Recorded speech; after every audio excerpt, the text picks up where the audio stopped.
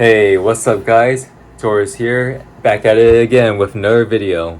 Yeah, I know you're probably thinking, you probably thought I was dead, and honestly, you wouldn't be far from the truth, but hey, I'm back. Just a very quick update. As you can probably guess, the reason why I haven't posted videos in basically forever is because I've just been busy with school, life, running, training, working, especially interning this summer, and yeah, whole bunch of stuff. Already finished my 4th year in college, going to my 5th, finishing my bachelor's and master's degrees. But anyway, it's not the point of this video. The point of this video, as you saw from the title and thumbnail, is that the Paris Olympics are finally freaking here, which I've been waiting for forever. And I've decided to do what I have done every year for the last couple of years since 2021 and make my predictions. And for the first time, sharing them with you all. I've been meaning to do this in the past ever since I made my predictions for the 2021 Tokyo Olympics, but I just never got around to actually making a video about it and posting it online.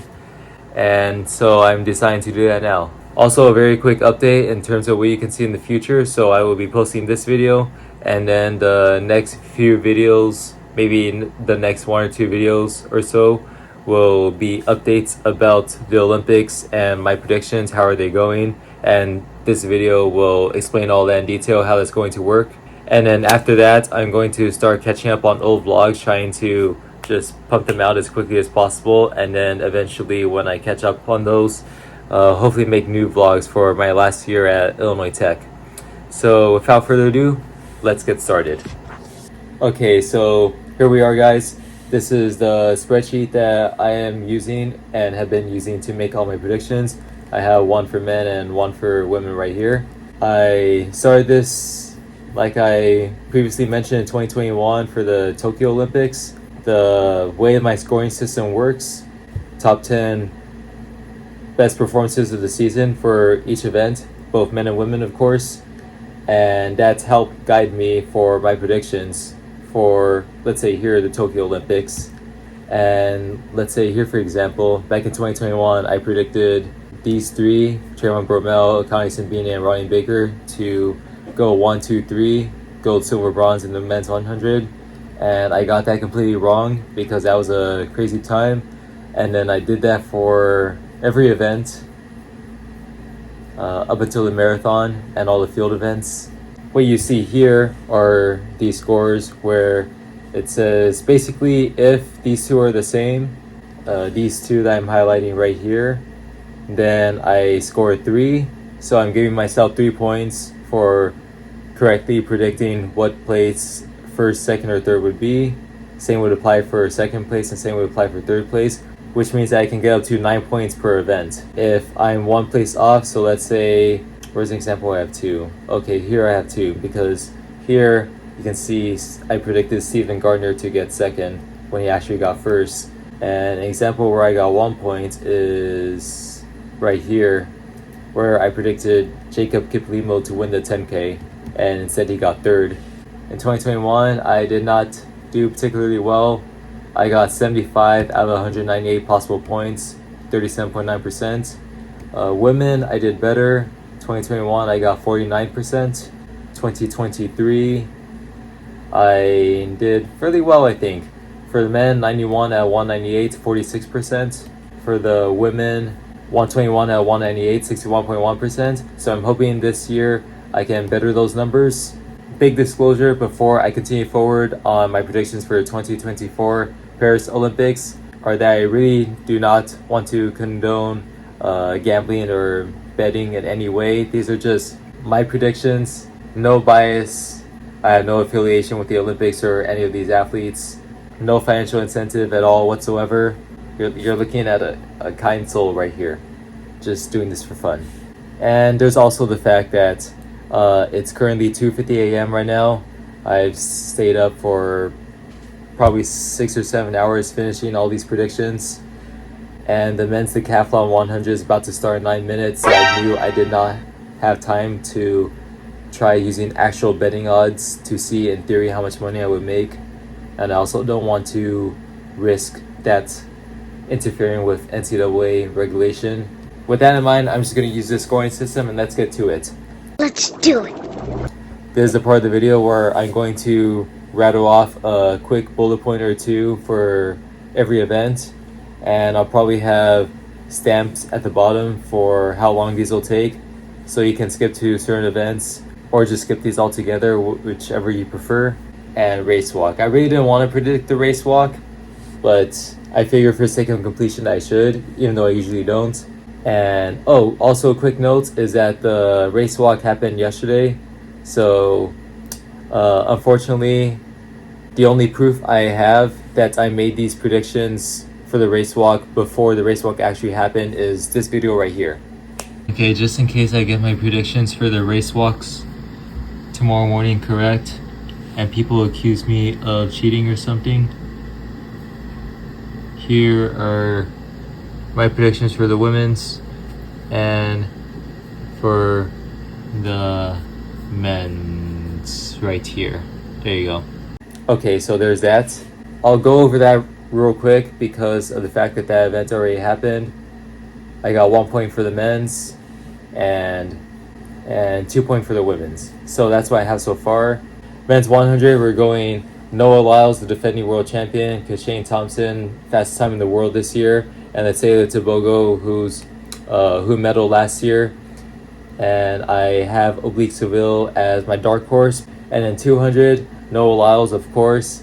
And then I'm predicting an American sweep, even though Leslie Tobogo probably looks better on paper than Arian Knighton. I'm confident in Knighton's championship experience, and especially considering how well he did at the Olympic trials running 19.7s, even though it was his first meet of the year. And 400, Matthew Hudson-Smith, of course, with that 43.7. Quincy Hall also sub 44. And then third place was tough, but I decided to go with Michael Norman because even though he only has the 9th fastest time this year with a 44.21, I figured his championship experience and his 2022 world title would help carry him to the podium, if nothing else. 800, craziest freaking year ever for the men's 800. I'm putting Digimon Shajati in there for the win, of course, winning the Paris and Monaco Diamond Leagues and back-to-back 141s. Emmanuel Wanyoni in second, silver medalist last year, and Marco Arop in third. Oh shoot, I forgot he's not even in the top 10. That's unfortunate for Marco Arop, but I'm confident that he's fit enough to make the podium. 1500, this was a really tough decision between Josh Kerr and Jakob Ingebrigtsen. My heart really wants Jakob to win, but my brain says Josh Kerr is going to win, and I figure if I really want Jakob to win, then I should pick Josh to win because I feel like the opposite is going to happen. So yeah, picking Josh to win, but hoping Jakob wins. And then Cole Hawker, I feel like lots of people are sleeping on Cole Hawker. I'm mainly relying on World Athletics and Sports Illustrated to help me make these predictions. Okay, everyone's talking about Yard Nagus, Timothy Cheria, sometimes even Neil Gorley or so on. But man, Cole Hawker 3:30 at the Olympic trials, 52.6 last lap. It's really hard to beat that. Steeplechase, I really want El Bakali to win, and I think on a normal year he would win, but he's dealt with an injury earlier this year and has only run 8:09, which puts him at number 6 in the world right now this season. And I feel like with how good Gurma is looking and the fact that he holds a world record in the steeplechase, El Bakali pretty much needs to have the perfect season and peak fitness in order to beat Gurma. And because he doesn't seem to have that, I picked Gurma for the win, El Bakali in second. And third place was tough. And I decided to go with what a lot of people would say is a little bit sleeper and go Beamish because I feel like this race is going to be maybe a little fast, not that fast. And Beamish has a devastating kick that I think he can use to beat all the Kenyans. And then for 6th and 7th, I got my American boys, Kenneth Brooks and James Corrigan. LA represents. And then 5K, Jakob Ingebrigtsen for the win, won the last 2 world titles. Hagos Geberwit, this is a little tough for me, but I figured he was only a second away from the world record, and he has a decent kick. It's hard for me to envision him finishing outside the podium. And then Luis Grijalva. Every year, I predict this guy to medal. Well, not 2022, but last year I predicted him to medal. This is the year I'm telling you, this is the year my boy Luis Grijalva from Armijo High School at Northern Arizona University finally medals. And then after that, I have my sleeper picks as Cheptegei, Chichalcha, and Kiplimo. Even though they're very well established, I think in a tactical race, they're probably not going to have as good of kicks as these top three. And then 10K, Joshua Cheptegei, of course, won the last 3 world titles, got silver in the 2021 Olympics, I believe. But I think this year he can finally get gold. Kachalcha looks like he's in the shape of his life. I think he can get silver. Rega, also a very good shape. I'm not sure if he can quite match up to Cheptegei and Kachalcha, especially over the course of a 10K, so that's why I picked him in third. The men's 110-meter hurdles, I'm predicting an American sweep, Holloway, Roberts, Crittenden. I feel like this shouldn't be too controversial considering that they're literally 1, 2, 3 in the world right now, 1286, 93, and 96. Realistically, I think the only guys, even though they haven't run very fast times this season, considering how well they did at the Jamaican trials and their championship experience, I think Rashid Broadwell and Hansel Parchman would be good sleeper picks. And men's 400-meter hurdles, of course, everyone's gonna pick some order of these top 3. I decided to go with Ryan Benjamin since he won the Monaco Diamond League and beat both these guys, Warholm and then Dos Santos, who recently has been running 47 lows as opposed to the 46s, so I'm predicting him in third. 4x1, of course, we gotta go United States. We got Noah Lyles, some of the best sprinters out there. Jamaica, also some of the top sprinters out there. And Italy, I think, is looking really good after winning the European Championships. And as you can see on the left, they're number 3 in the world right now. And then my sleeper picks are Great Britain, since they also have a few good guys on their squad. And Japan, since they're very consistent every single year, they always manage to get top-notch handoffs. And 4x4, of course, we gotta go United States again. They got some of the best 400-meter runners, as you saw from up here. Yeah, you can see USA, and then 3 more USA down here. So 4x4, I'm saying USA, Jamaica, they've got a couple good sprinters, and even though they don't have that many stars this year, they have run 259.75 this season, and historically have done pretty well in the 4x4 at the World Championships and Olympics. Botswana, I think, is looking pretty good, especially if they manage to put, let's say, the Tobago on there. And then Belgium, World Indoor Champions, I'm pretty sure. I think they're a good sleeper pick, at least in my opinion. Anyone can put them for a medal, for all I care. And then moving on to high jump, Gianmarco Tamberi. He hasn't looked perfect this season, but he has looked pretty darn good, jumping 237. And then Butaz Barshim has not, if I've been honest, looking very good this year at all. Best is a 231, but injuries have been plaguing him for a while. However, I do believe that his championship experience can carry him to the podium, and in this case, I'm predicting silver. And Hamish Kerr, who's been the most consistent this year, I'm saying is going to get third. And then Javon Harrison is my sleeper pick, of course, from the USA. And then pole vault, Mondo Dupont for the win. I don't think I need to mention any more details about that, other than I'm hoping that he breaks his own world record. Sam Kendricks, it was hard for me to pick between Kendricks and Nielsen, but I picked Kendricks because of the fact that he won the Olympic trials and he seems to be peaking when the time is right.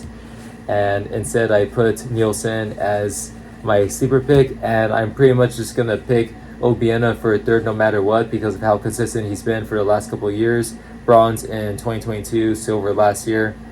However, I'm kind of hoping that American beats him this year.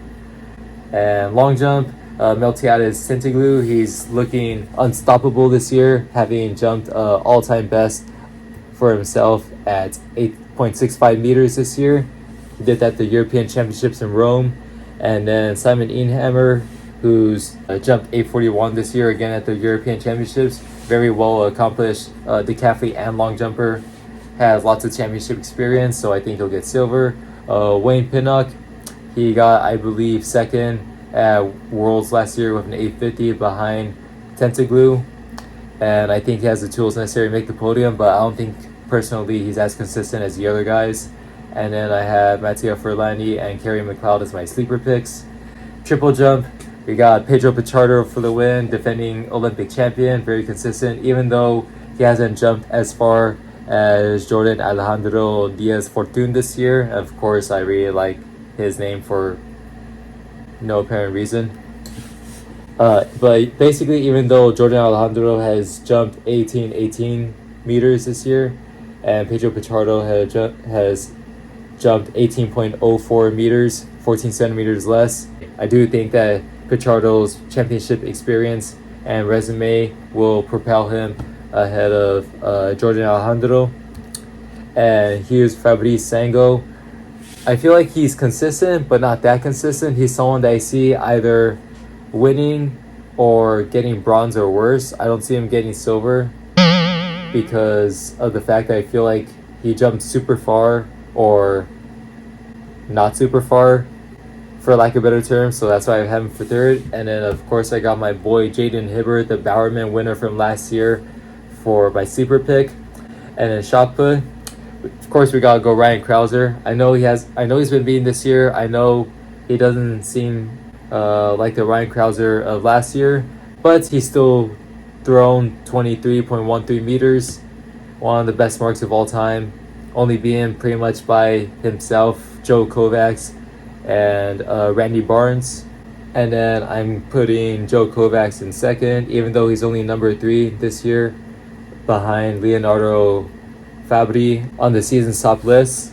I do think his championship experience will carry him into second. And of course, with how consistent Leonardo Fabri has been this year, I'm going to pick him for third. Discus, I'm going with the sexy pick, maybe the obvious pick, Mykolas Alekna for first, after having broken the world record this year with a 74.35 meter throw. And then Christian Shea and Daniel Saul are, of course, the guys that have been the top dogs for the last couple of years, but Christian Shea has thrown further this year. I feel like over the last couple of years he's been a little more consistent in general, so that's why I'm picking him for second. And then Daniel Saul for third, because even though he's only 10th this year with 68.99 meters, I figure the Olympic final is probably not going to be won with a throw above 70 meters. It's probably going to be won in the high 60s. And if it's being won in the high 60s, then the guys that are most consistent are the ones that are going to shine, not the ones with necessarily the furthest throws. However, I do think Alekna has enough championship experience to warrant me picking him for the win. And then Alex Rose, I'm picking for my sleeper pick. Hammer throw, Wojciech Nowicki, of course. I think he's a defending Olympic champion. Sorry if I'm wrong on that, but I think he is. And he's just been very consistent over the last couple of years. He's thrown 80.95 meters this year, and that's probably going to be more than enough to win the Olympic title. Ethan Katzberg, who's thrown an absolutely monstrous 84.38 meters this year, which I think is only 2 meters away from the world record. I'm picking him for second. Again, more of a consistency thing. This is kind of his breakout year, but the Olympic stage is a different environment, I think. And then Ben Hans, who's a pretty consistent championship performer, I picked for third. And Mikhailo Kolkin, I picked as my sleeper pick because he has a decent amount of championship experience, but not as much as some of the other guys. And he's number 4 this year on the season's best list. And javelin throw, I'm picking Jakub Fletch. Shoot, I butchered his name then. Okay, I'm picking Jakub for yeah. Let's. What the frick is that? With some music playing somewhere.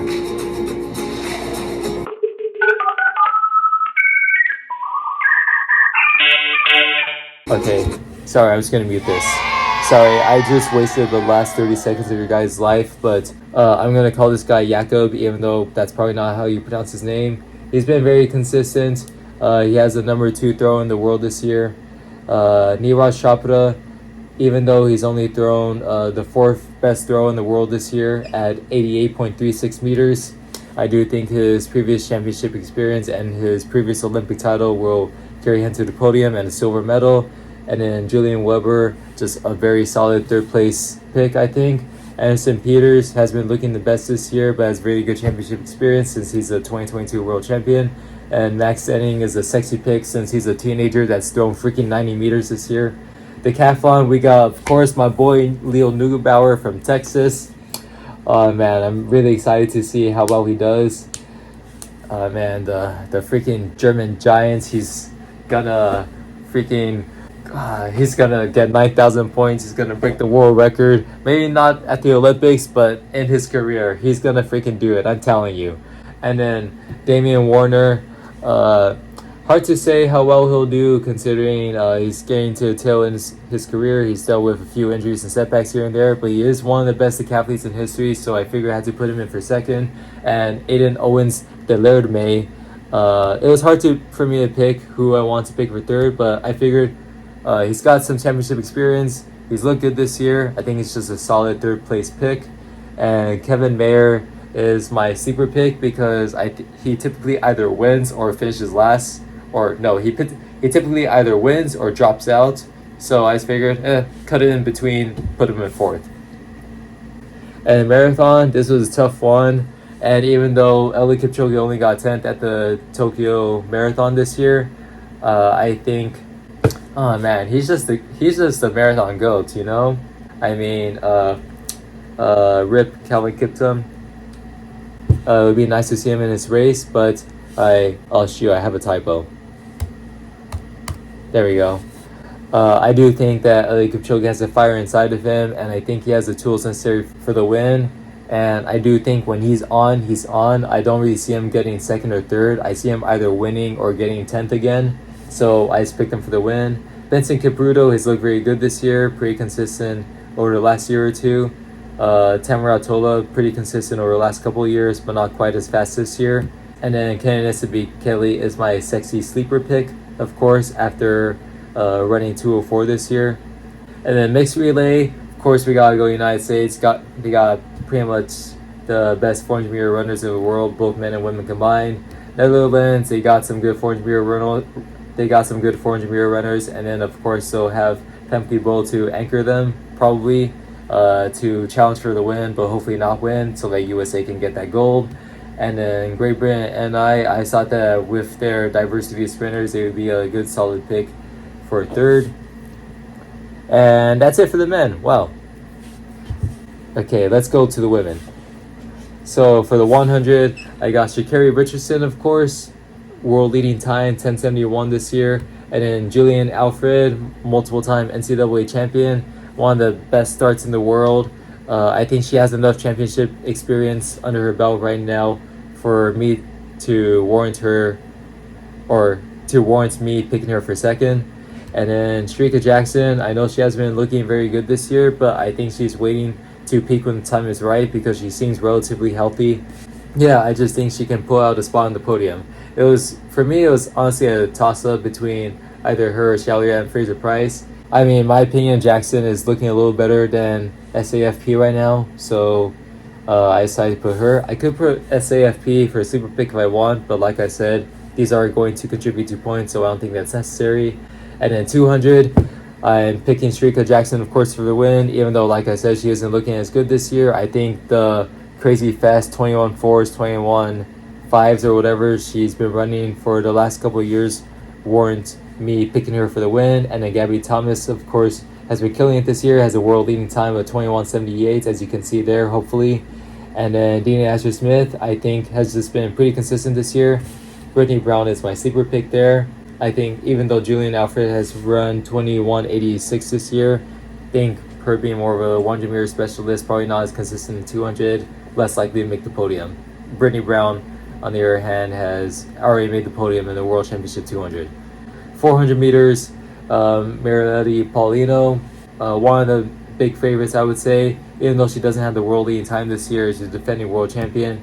Natalia Kazmarek.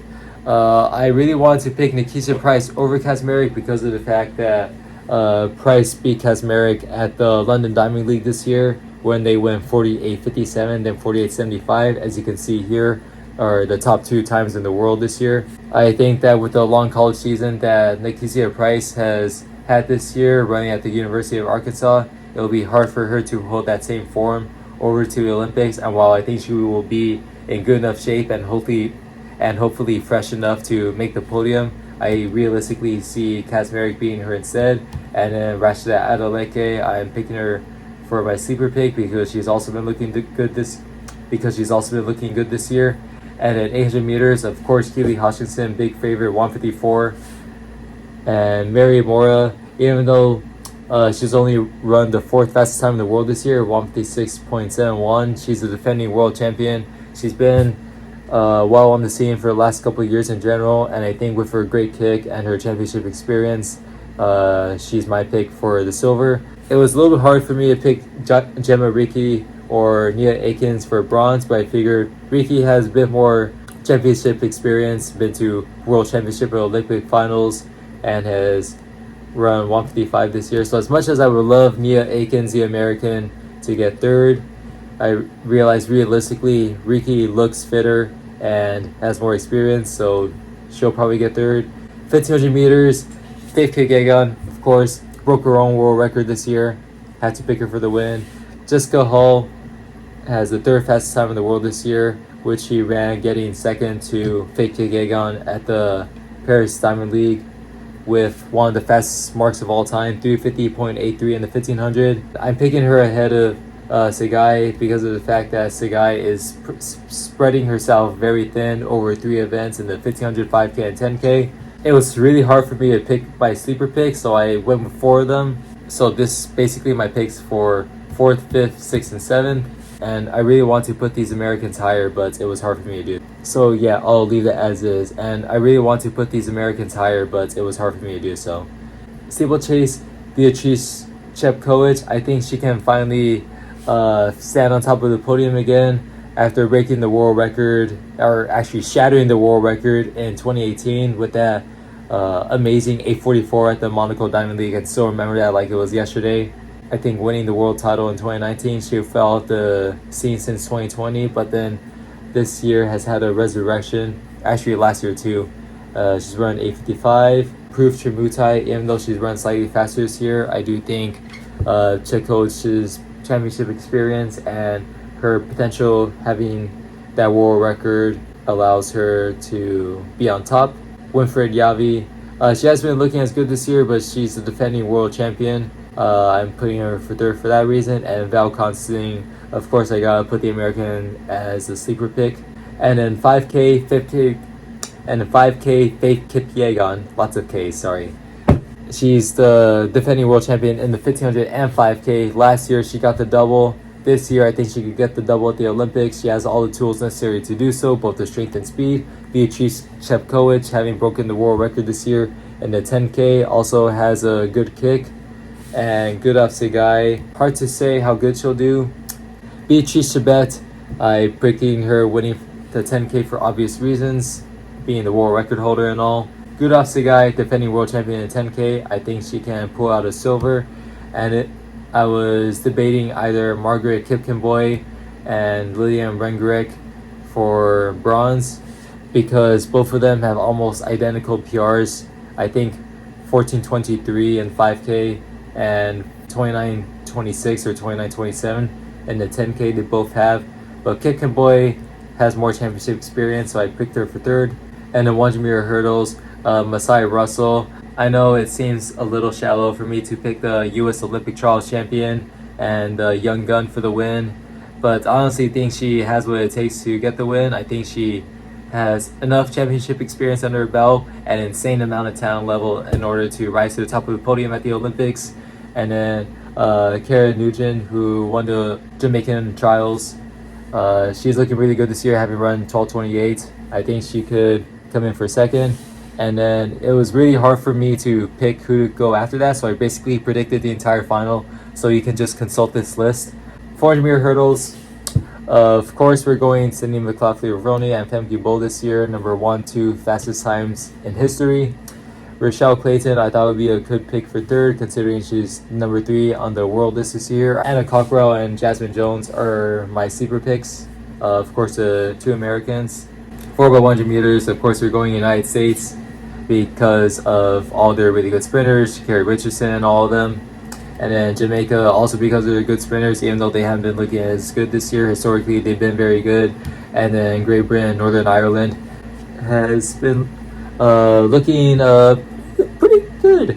Mainly with the freaking 41.55 they ran at the London Diamond League. So, yeah, but personally, I don't think they'll have what it takes to beat United States and Jamaica. And France is my sleeper pick since they're on their home turf. and they have around 42.10 this year to get second in the London Diamond League. 4x400 meters, of course, United States, really good 400 meter runners. And then Netherlands with Femke Bowen, they're also, I think they'll get second. Jamaica third, pretty consistent team there. And then Ireland, they've run 322 this year. Belgium, I thought they'd be good picks. High jump, of course, Yaroslava Mahuchi, calculated not picker for the win after breaking that historic world record at the Paris Diamond League with that 2.10 meter performance. I might put that up as a conversion feat right here. Nicola Aldeslagers, picking for second. Really good championship experience. Has jumped 203 this year. Angelina top pick. This is tough for me to choose, but I think that with her little bit of championship experience and her insane talent level being so young, I think she can rise up to the podium. And then pole vault, Katie Moon, Nia Kennedy, same order as last year, except I'm hoping that Katie Moon will get the win definitively, especially since I recently found out that World Athletics is splitting the $50 prize money for Olympic gold medals if people decide to share a gold medal. So hopefully Katie Moon will keep that for herself. And then Nia Kennedy for second. Molly Caudry has been absolutely killing it this year, so I'm picking her for third. Long jump, Malika Mahambo, defending Olympic champion, I'm pretty sure. European champion, top mark in the world this year, 7.22 meters. Tara Davis Woodall from Agora Hills, California, about a 30-minute drive from my home. Yeah, I think this is her time to shine. She has lots of championship experience. She's jumped 7.18 meters this year, and yeah, Jasmine Moore. I think this is a bit of a bold pick because of the fact that she's more known as a triple jumper, but she has looked pretty good this year. I think she has the potential to rise up to the podium, and I think it would be really nice to see USA get 2 on the podium for the women's triple jump. And then Plamena Mikova and Larissa Aipicino. I hope I pronounced those right. I'm picking as my sleeper picks.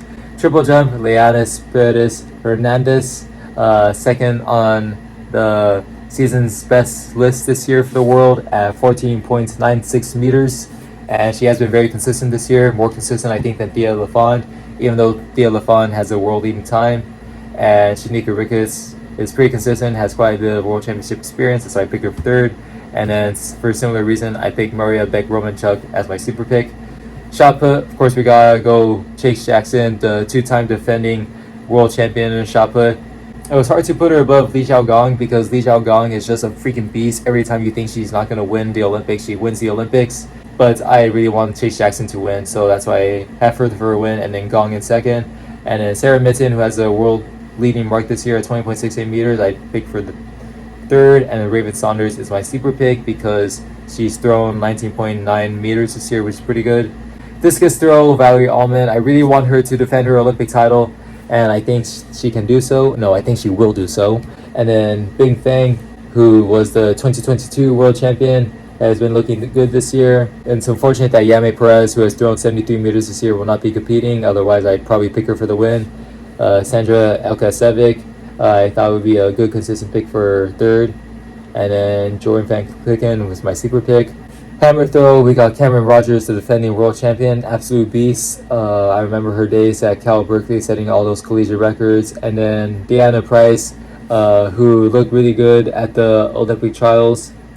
I have getting second. And then Anita Wolodarczyk, even though she hasn't made any noise this year, I think the furthest she's thrown is 72 meters, 10 meters shy of her world record of 82 meters.